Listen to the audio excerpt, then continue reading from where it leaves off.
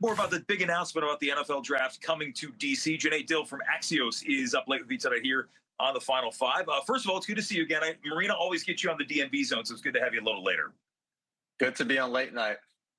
Let's talk about this big announcement today, because there were rumblings in the past, but it is always interesting when you see President Trump next to Mayor Bowser making an announcement of this magnitude. Yeah, the NFL kind of took over the Oval Office today earlier for this announcement. D.C. had applied to host the NFL draft a couple years ago, I believe last year. But today, President Trump is the one who announced that it would be in D.C. Alongside the NFL commissioner, Roger Goodell, who Trump has kind of been testy with at times in the past, and also the Commanders owner, Josh Harris, who just, last week, as we know, announced this big new splashy deal to build a new stadium at RFK. So it's a big moment for football in D.C. right now. And by the way, Axios broke the story over the weekend and until the announcement came out today. So we were just hearing drips and drabs about what this might entail. But as you mentioned, yeah, the president and the commissioner have been at loggerheads over different things. The NFL has been a big cultural flashpoint for so many people over the last couple of years. So does this shift any sort of change in the relationship between the White House and Mayor Bowser? She has seemed much more understanding and willing to work with him this time around than in the first term. It was an interesting portrait because Mayor Bowser was there in the Oval Office, President Trump taking questions that kind of off topic after this announcement was made, and it was maybe a little interesting for her to be present there in that moment. But look, this is a Democratic mayor in the Oval Office. That says something, that she can still find herself there, get invited to these events. And the city has obviously had a tested relationship with the president, but there are areas of commonality that the mayor and the president are trying to emphasize here. And one of the things President Trump said was, look, there's no better place than a National Mall to host a draft. And there's no better place than RFK Stadium to build a new football stadium. So look, that's going to make Mayor Bowser very happy. Obviously, the NFL and the Commanders are happy about that too. So there are some areas where they can, I guess, have common ground.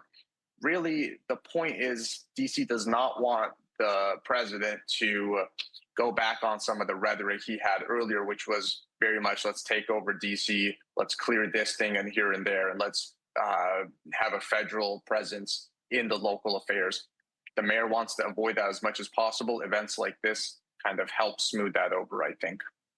So we're about 2 years away, and I know that there's a lot of talk right now for the draft next year, which is back in Pittsburgh, which I'm quite familiar with. And, that's one city. We're talking about a smallish, mid-sized Midwestern city, but the D.C., you have a lot more real estate to work with.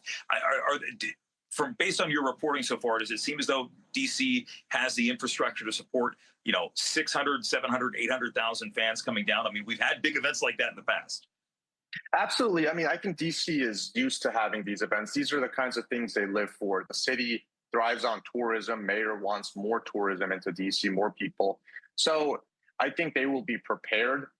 But they want to smash records here. The NFL commissioner said they want 1 million people to come to this. I believe that beats the record where it was held in Detroit, where it attracted 700,000 people 2 years ago, or rather last year. And so DC is going to be ready. They're used to having these events, and they really want these events. They want more tourism, more people to come into the city, especially with the post-pandemic economic shift that they're trying to pull off here.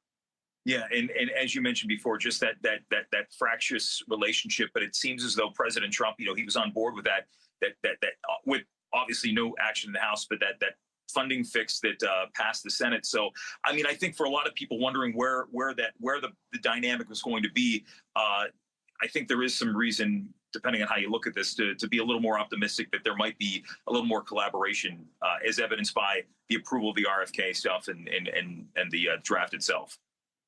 There is that budget saga that you alluded to, where DC is going to have to cut $1 billion from its budget this year because of Congress, because of a fix that the House is not passing. Even though the president wants that fix to be passed, it looks like it might not happen.